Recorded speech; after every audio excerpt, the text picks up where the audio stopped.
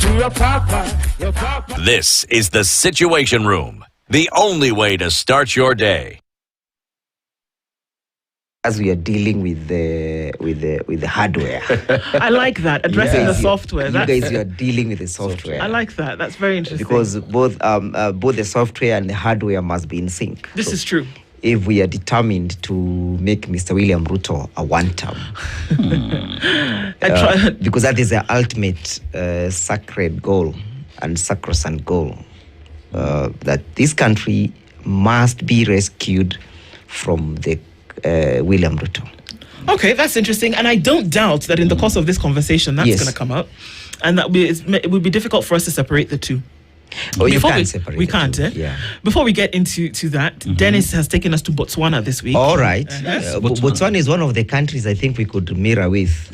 It has really made some great strides. Let me hear Dennis first. Yeah, because it's a landlocked nation renowned for holding the world's largest elephant population, talking about 130,000 elephants. But aside from that, they are also rich in resources, minerals. Yes. And you talk about diamond that they do extract, they mine, and they sell that outside. And but most important, what are they doing with it? Yeah. They are investing the proceeds into their education system so that the citizens of the country can have a good education for the future. Okavango Delta, the world's largest inland delta, is located here, often referred to as the 7 natural wonders of Africa. Yes. But there is also one called Gadi Pan, one of the largest salt pans in the world, still found in the country. But let's go to the proverb.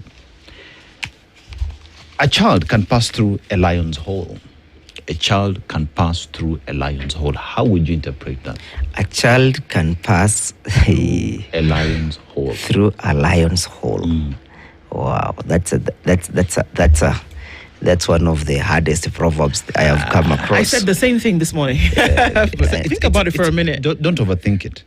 But perhaps I'm looking at the situation where the lions are vicious, they're aggressive.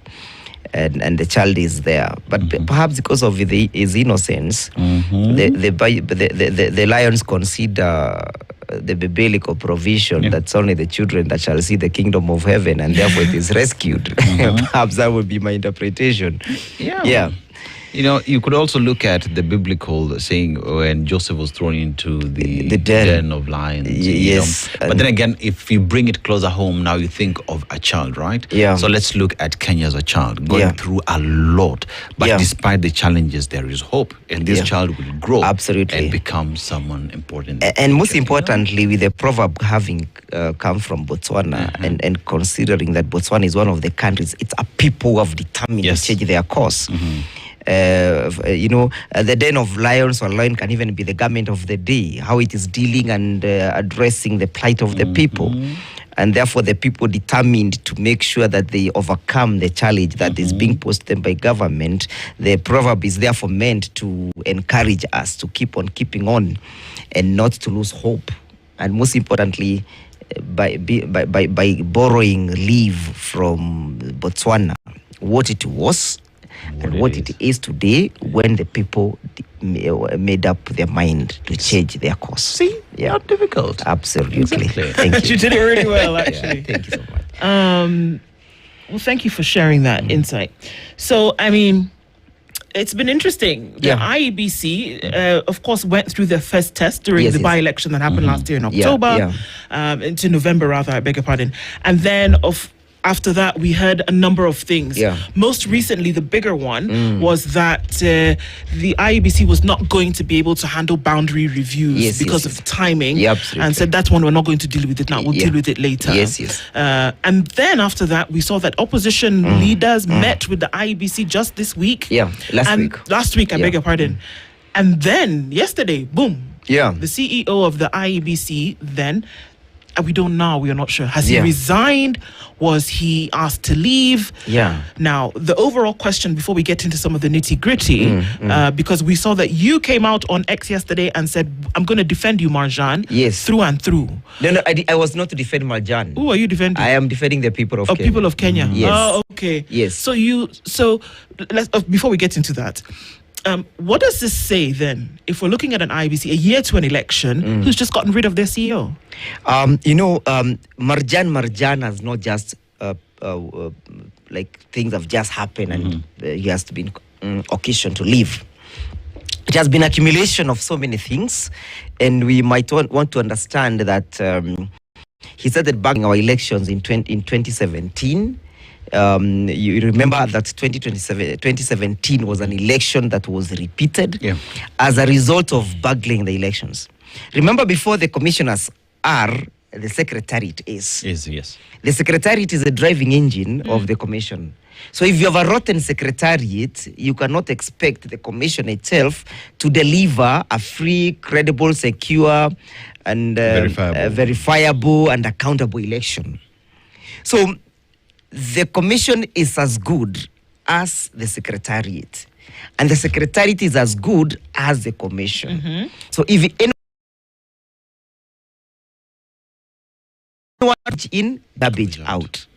So after bungling the elections in 2017, he subsequently continued to be in office because our laws do not contemplate a scenario whereby if an election is bungled, that the commission and the secretariat exits.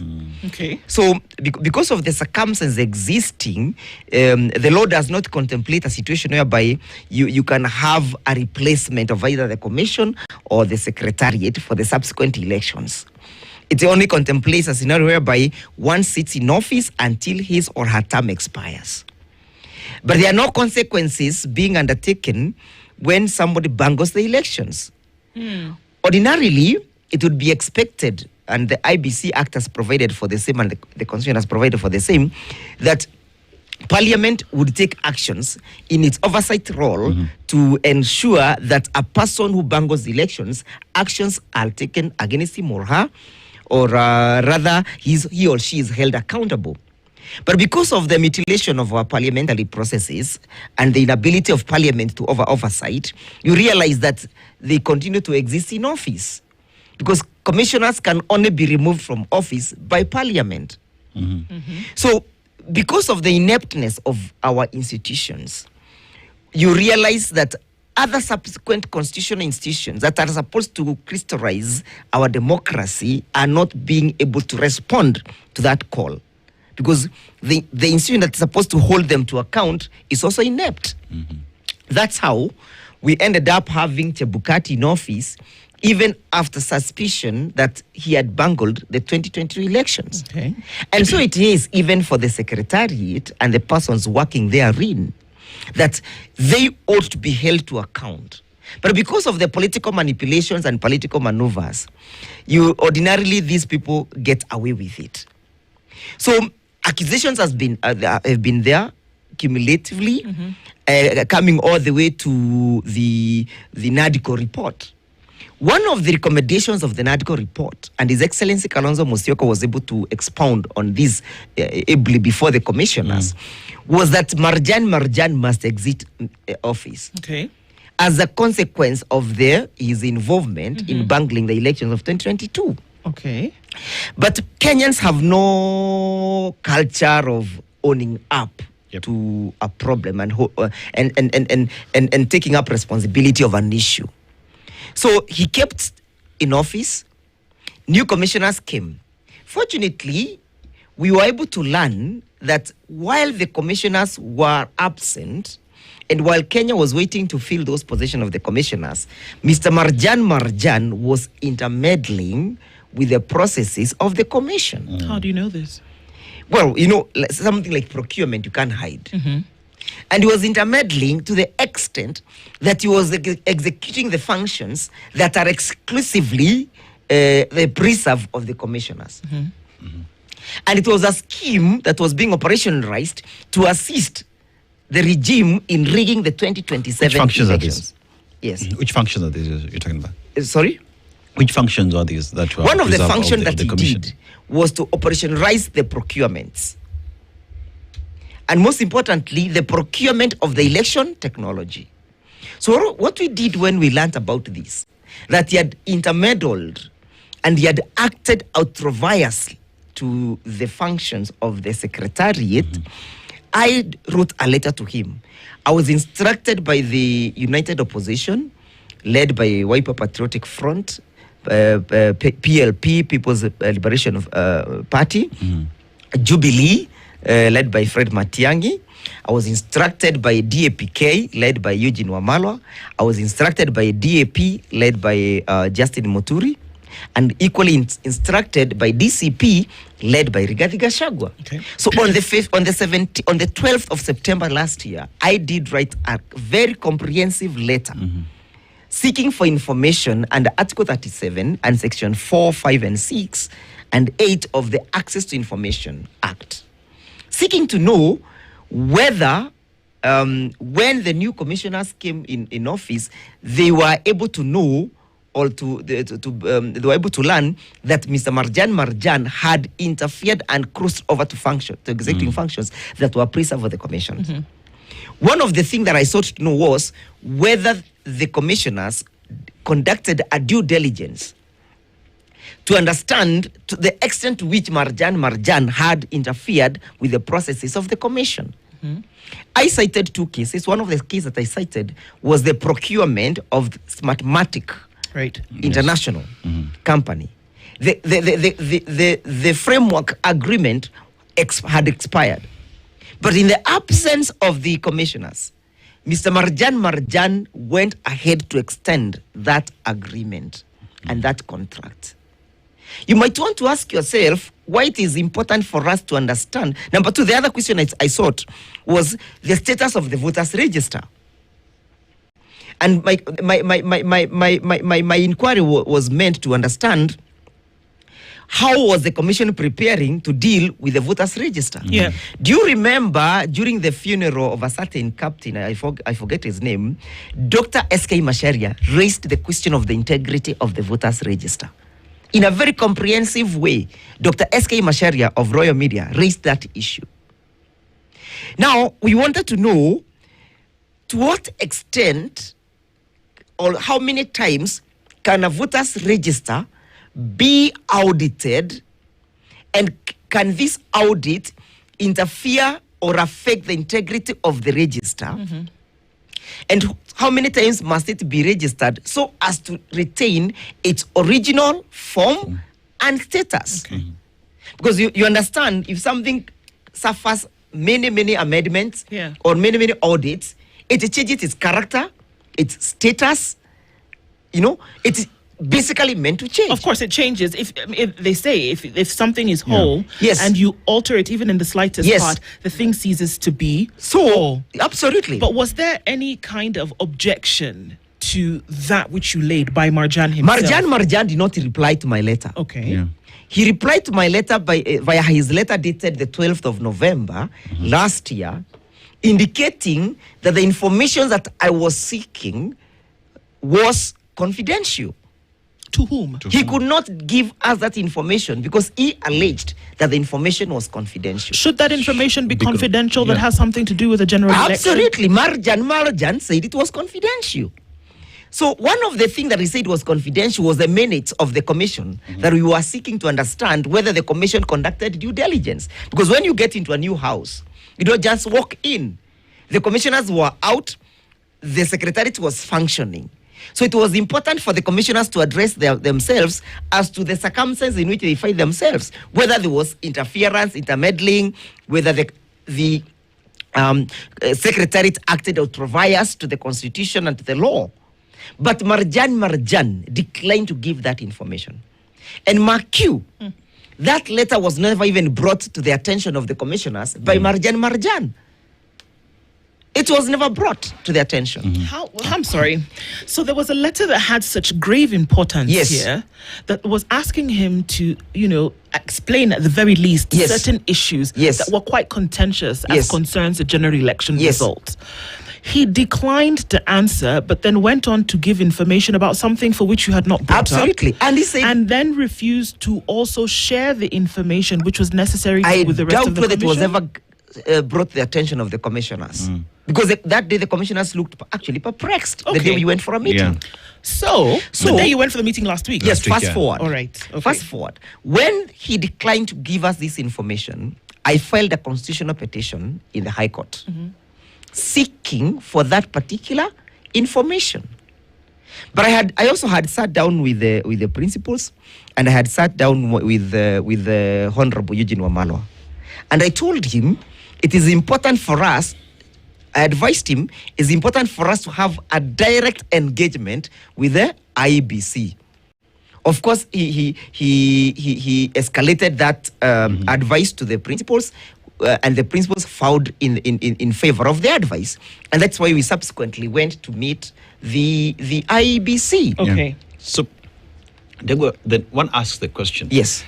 Here is a matter where Smartmatic contract with IEBC had expired, right? Yes. Yeah, and it was extended against the law. Unlawfully. Yes. So if that is the case, then where does IEBC find itself today with regard to Smartmatic and it being part of the general election, and this being a fact that Marjan operated outside the law? Yes. Are we going criminal? Proceedings against it? Allow me just to point one aspect of an issue that we're able to agree. Yes. Sorry, two things that happened. One, the principals were firm that Marjan must exit office. Okay. That was one of the proposals and one of the irreducible minimums from the principals. Not because he's Marjan, but because he had intermeddled with the affairs of the commission. Number two was the contract between IEBC and Smartmatic must be revoked because it was procured unlawfully and in contravention of the law and in excess of the functions of the secretariat. Okay. So now to answer, so we had other many litany of things that appeared in our letter that could not easily be resolved. And the question of the Marjan was not equally resolved on that, but it was a condition that this man must go. So we formed a technical committee. Ourselves, the opposition, formed a technical committee, which I am heading, which is populated by experts, election experts, procurement expert, governance expert. And the members of this committee originates from individual political parties affiliated to the United Opposition. And we were given a contact person in the IEBC, whom we are now alliancing, so that we can then be able to put our terms of reference and how to move on. One of the terms of reference is now in regard to the fate of Smartmatic. Smartmatic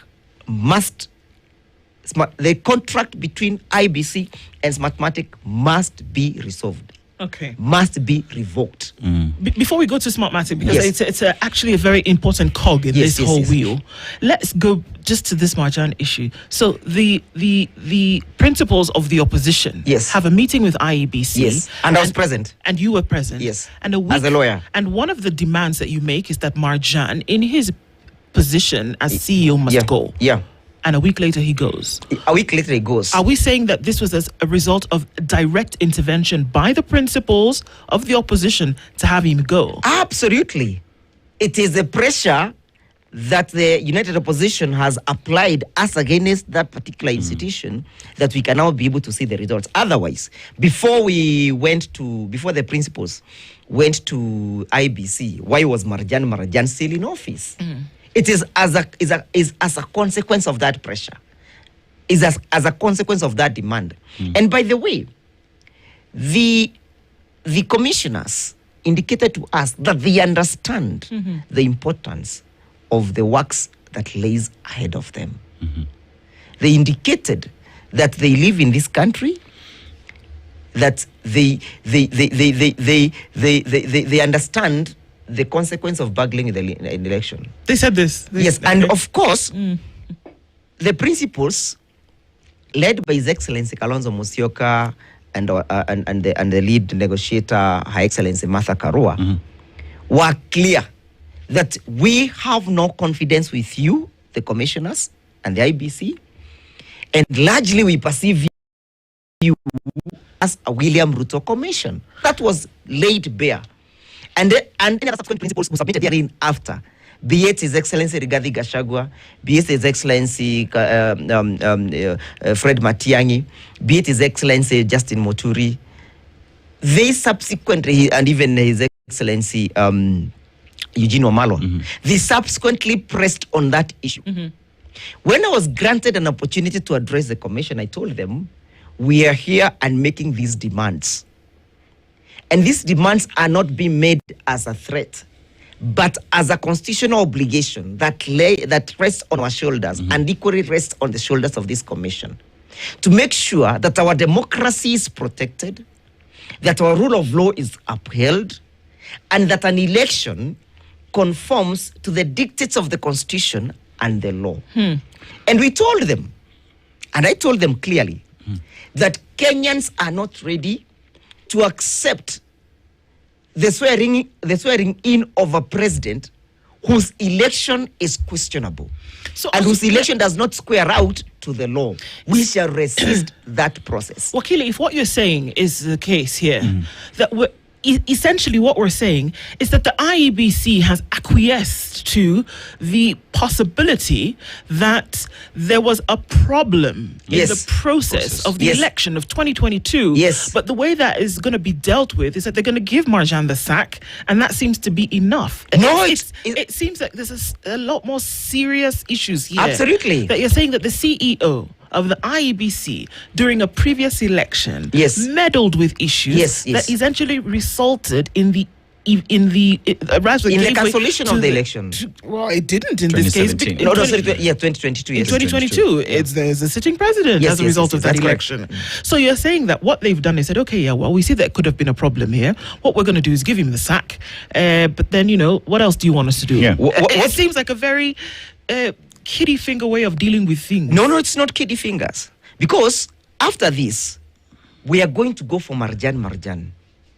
Marjan must be surcharged for for executing functions that are not bestowed, that are not designated to him. One, he must be surcharged. Number two, if we had a proactive ODPP, if the ODPP was one who thinks that he should protect public interest, today ODPP would be directing the Office of the Inspector General to commence investigations as against Marjan. But because the Office of the ODPP is an extension of State House, then we do not expect the ODPP to take actions as against that particular officer. But let me tell you something about Smartmatic. We are not just complaining about the illegal extension of the contract between IBC and Smartmatic. We also complaining and questioning whether, granted the circumstances within which Smartmatic found itself, not just within our jurisdiction, but even outside our jurisdiction, Dennis. In Philippines, it bungled the elections. In America, it bungled the elections. In Venezuela itself, it bungled the elections. In Uganda, just next door, it has bungled an election.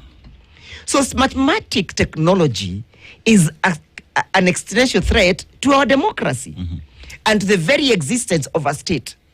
So what we are saying is that even the technology that finds itself in the KIMS kit, the voters register, the biometric information must be reviewed. So we are taking out Smartmatic, tunaua nyoka na mayai yake. Wakili, one would look at the issues that you raised in terms of what Marjan did, but I think he did not work alone. Because he had to consult with someone within his secretariat. So here you've gone for the head. But the body still remains. One then looks at, if you've gotten rid of the head, but the body still remains there. How are we ensuring that the entire secretariat is clean? That even as we go after Smartmatic, that the IT professionals who are there will help you achieve exactly that. One of the things, and that's why I'm blaming the office of the ODPP, is that if investigations will be commenced, then we shall be able to get to the root cause of all these rots.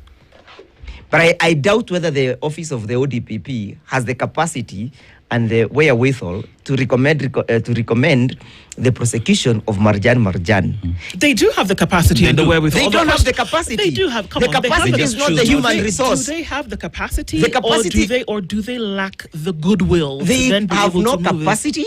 They have no goodwill. They have no wherewithal. When you talk about capacity, yes, what are we talking about? We're not talking about people in an office. The legal capacity to prosecute, because the office of the ODPP does not act independently, as expected. In a prosecution of Marjan, a man who was strategically positioned to help Mr. William Ruto come back to office, the ODPP needs some clearance.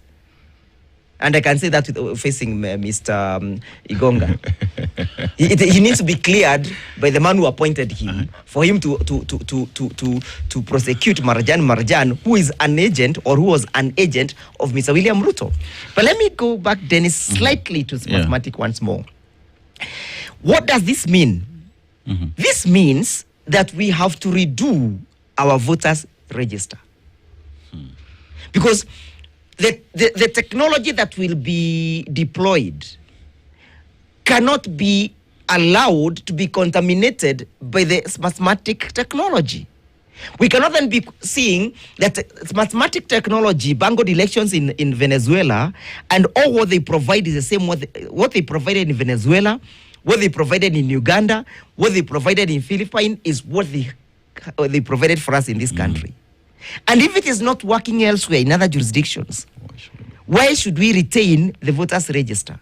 So IEBC must then start planning itself to clean up this register. And you remember in my letter I did ask, to what extent can the voters register be amended and audited and still retain its original character and status and its integrity? Okay, what does this mean for the 2027 general election? It means because we do not have the secretariat. Because Secretariat has to work together with the Commission for us to say we have an IEBC that is working towards delivering an election in 2027. That's correct. As you speak right now, the Secretariat is not as it should be. Yes. And as well, there is a semblance of there still exists a problem because the body still is there. Yes. We have the election technology that there is a problem with. IEBC needs to look for new technology. We do not have time to ensure that 2027. So how then do we move forward? What guarantees do Kenyans have that the election 2027? The guarantee that Kenyans have is a constitutional guarantee. Why? Because the Constitution dictates that elections shall take place on every second Tuesday of August, every 5th year. So that is cast on a stone. It cannot be mutilated by any intervening factors. It has to go full cycle.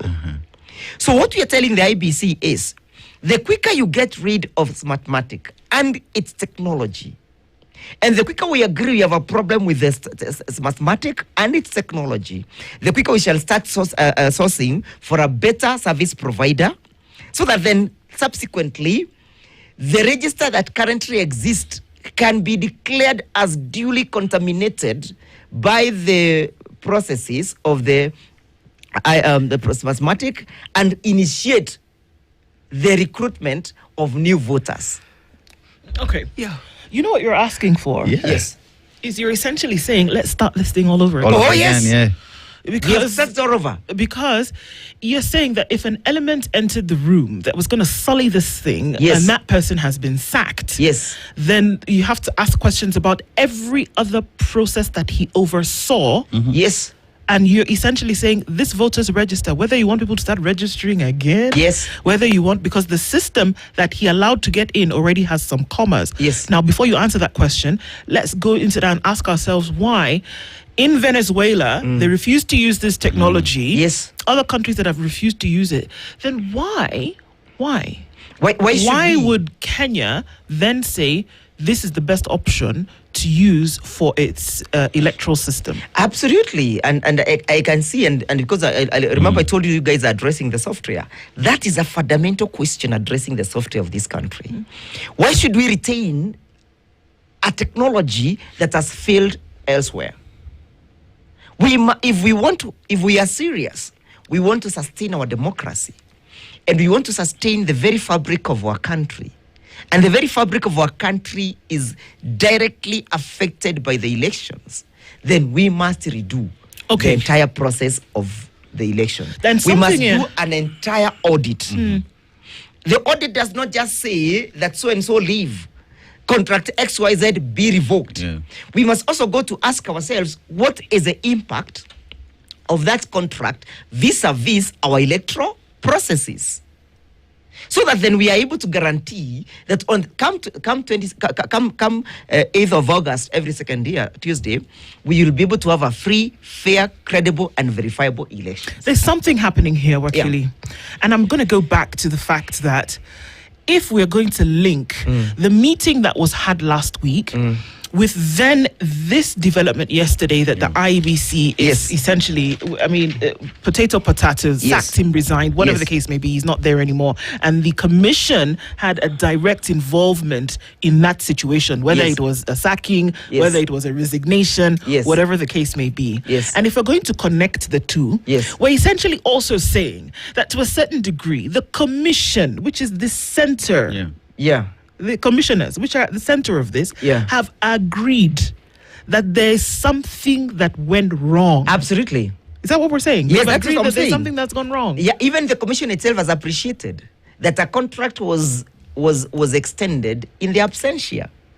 And you remember in that, I can even see the Standard has quoted me, where I said, we are aware that the Venezuela's election technology you unlawfully procured and had it deployed in the absence of the commission is a clear scheme to aid the current regime in rigging the 2027 general elections, said the letter dated the 12th 22nd of December. Kindly take notice, and this is me saying, kindly take notice that I am still waiting for the reply of my letter dated the 12th of September, in which I sought information regarding the manner and the extent to which you, Mr. Marjan, intermeddled with the affairs of the commission for a period the commissioners were absent.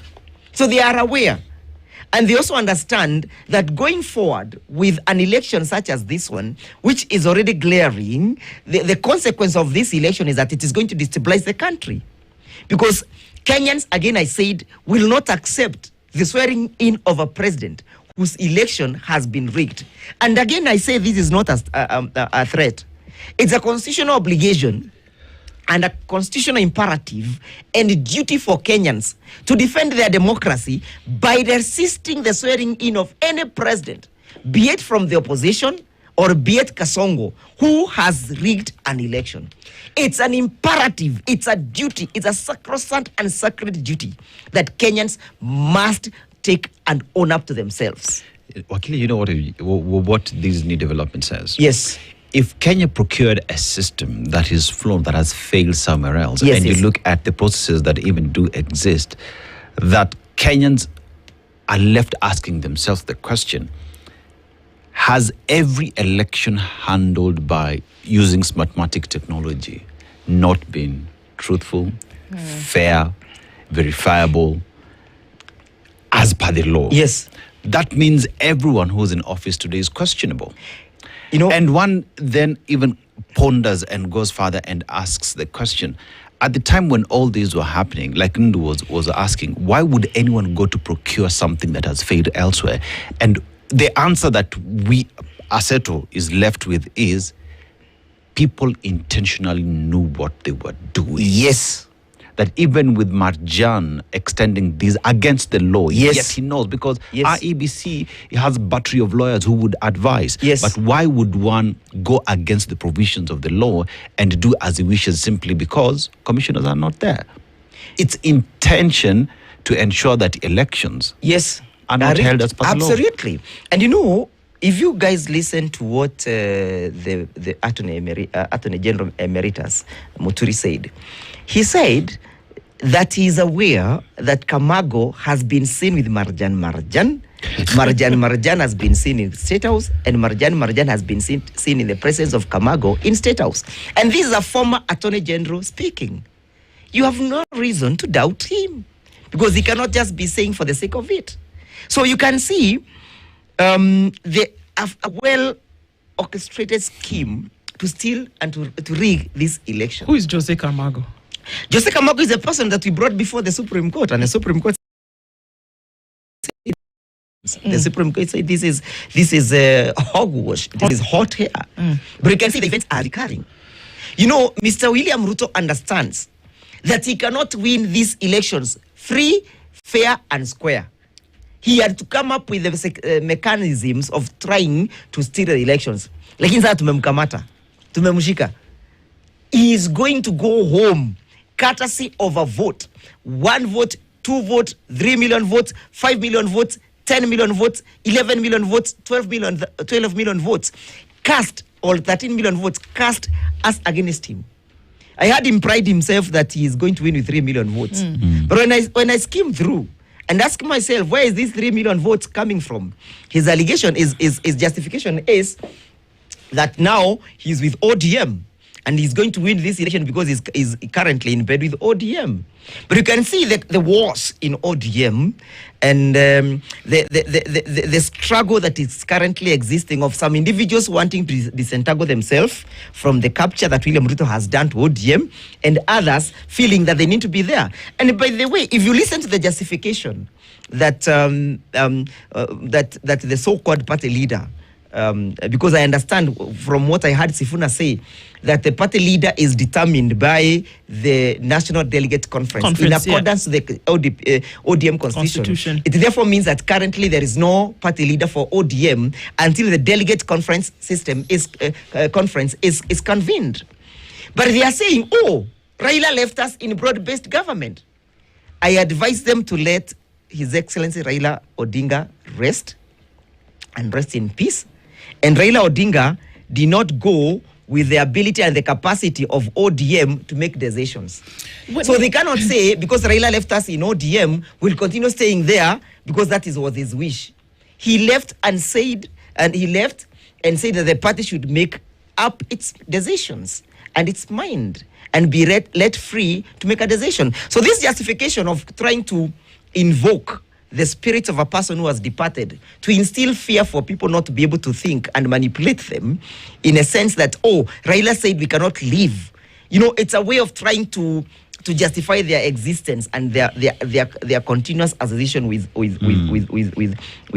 Kasongo. So the question is, now that Raila left ODM in this broad-based government, will ODM never ever think of ever contesting for a presidential election? Because that is where you are left. And what will happen with ODM when Kasongo goes home 2027 with his broad-based government? Are you not preparing to take over power again? So these guys are lying to us. They are using Raila's departure to manipulate ODM supporters, so that then they can coerce them into loyalty and allegiance. Okay, so the system, from what you're saying, has an inherent problem that needs to be sorted out. Yes, but here is for by and large a new commission. All of the 7 commissioners are new. Yes. Plus the chairman. Yes. They've not been there before. Yes. The most that we've seen is that they've, overseen a by-election that took place some months ago. Yes, which was bungled, violence, vote stealing. So, and that was my question. That was not just a by-election, by the way. And that was one of the issues that we addressed with them. So, if this commission largely being accused from many quarters of the country already of not being up to the task, and are now showing you that they're giving some leeway and saying, okay, we can understand and we can see what you're saying. Is that just carrot baiting that they're doing and showing you some goodwill and saying, okay, actually we agree with you, but would that be the extent of it, to say, okay, well, look, people, we listened to what you said. We removed the CEO. Yes. What more do you want? Can we not show you? Does that not show you that we are doing what we're on top of the matter? No, if they think that they can do PR on us, and they think they can do PR on Kenyans, then unto them. Because the kind of the situation that the country finds itself in is a situation that the people of Kenya wants to liberate themselves. They are in pursuit of good governance. They're in pursuit of a government that will uphold the rule of law and constitutionalism. They're in pursuit of liberating their poverty-stricken pockets, courtesy of the current regime. If you think that you can bugger the elections to aid Mr. William Ruto, then woe unto you. The Gen Zs were able to access parliament, knowing that parliament is a protected government installation. These commissioners will go home. Hata leo wakitoka hapo kwa ofisi zao wataenda nyumbani. Hakuna mtu ataenda nyumbani na askari 50 ama the whole battalion. Kenyans will get them there. They must understand that Kenyans are determined to liberate and free themselves from this Kasongo's capture.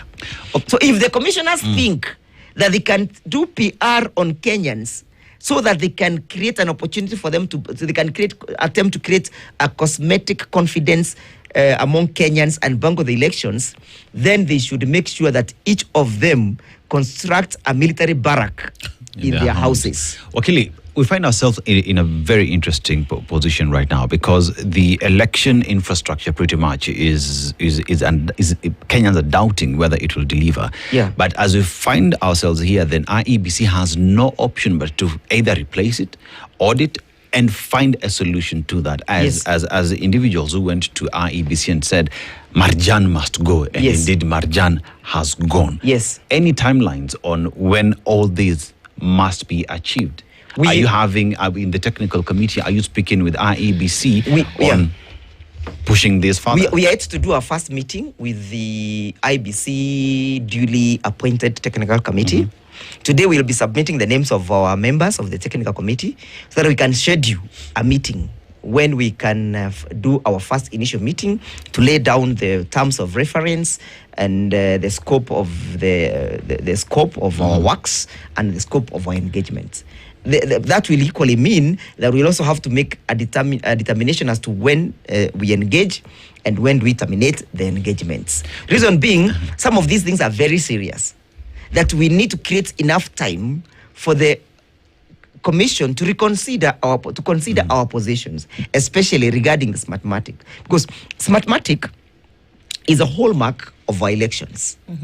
It carries with it the technology that we depend on in our elections. When you go there, the polling station, when you put on your finger and it allows you into the KIMS kit, you are using the Smartmatic technology. Yeah. If that technology then can be used, ukieka kidole moja hivi nasema ni watu 10 wameweka, then how can we depend on it? Okay, you know what this does? Yes. With what you're pushing, that those as well from the other side, from government, who would say, if you are pushing IEBC the way it is, then IEBC will look as if it is a commission for the opposition. Are we also considering having this discussion with the other political parties to find a solution moving forward? Ordinarily, because at the end of the day, everybody must be at the table to find a solution for the Republic. Ordinarily, IEBC must be seen to engage all the political players. Remember, they have been engaging government side, but they have not had any time even to write to political parties individually who are participating in politics in their arena, and most importantly, the parliamentary political parties, even a bigger party like Wiper Patriotic Front, which has governors, which has senators and members of parliament, members of the county assembly. It had not previously engaged them directly. So it is not hell-bent for them just to engage the opposition. Actually, we would want a situation whereby the IBC itself is engaging all and sundry individuals participating in this process so that they can create the environment of fairness. We in the united opposition, the alternative government, we have no intentions of rigging the election whatsoever. We shall win the election as against William Ruto, fair and square. And we shall send him home, courtesy of our votes and as a consequence of the powers conferred by the people of Kenya in our votes. Let me ask a final question. Yes. That it's very clear that what is needed is an alternative system that is not going to elicit any kind of doubt when it comes to how it's being used. Because if you have a system that's been used by somebody before and it has failed, then one is going to ask, so why on earth would you use it? That's why you have the referral system in the world. Yes. Because you want to be referred by something and someone that has actually worked before. Yes. And not one that hasn't. Yes. That there are people who are talking today about the blockchain effect. There are people who are talking today about a system so secure and actually that costs very little money to then be able to operate. Why are we not embracing these things? Why are we not having the conversation? Is it too difficult to delegate? The 67 billion shillings that IEBC is asking for to be able to run the election could be halved. Why are we not having those conversations around these technologies? What I must say is that we are not short of individuals who can supply a better solution, election solution in our country. The procurement of Smartmatic was a strategic procurement that was meant to aid particular individuals to rig elections. We have better companies, credited and accredited companies that have run elections internationally, and the results have been accepted universally without controversies. But again, who also says that we cannot vote manually? Who says that a manual voting is not a credible system of voting? Who told us that we must be obsessed with this technological aspect of approach to elections? In any case, Dennis, when we leave the polling station at night and when the results have been announced, the presiding officer of that polling station carries with him from 34A to the constituency tallying center. He never carries with him the KIMS kit. He goes with the result form. That is essentially a manual way of doing it. When the returning officer leaves the constituency tallying center, he goes with him with form 34B to Bomas. So essentially, we are engaged ourselves with the vote, the manual process. When the KIMS kit fails at the polling station, they result in the manual register. So we must ask ourselves, if the technology is the one that is causing us political havocs, election havocs, must we maintain it as the ultimate and primary processes of elections, or can it be a secondary and complementary processes of complementing the manual process of voting, so that then we are assured that Kamau has come, Kamau has voted for Kalonzo Musyoka, has voted for either Rigathi Gachagua, or he has voted for either Martha Karua, or he has voted either for Fred Matiang'i, or he has even either voted for Eugene Wamalwa, or he has voted for Justin Muturi. But we have seen Kamau voting for either.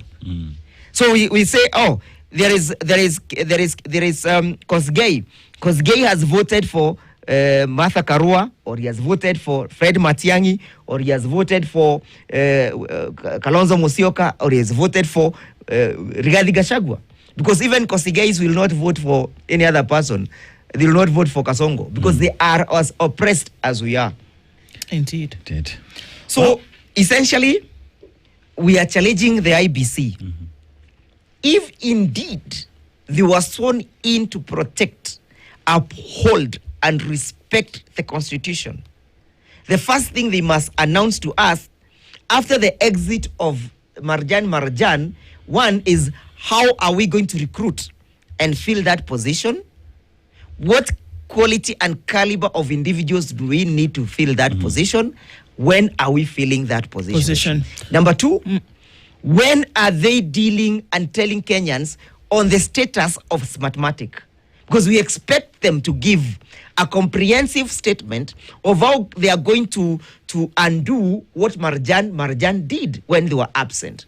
Otherwise, if they do not do that undertaking, they will be as guilty as charged. All right.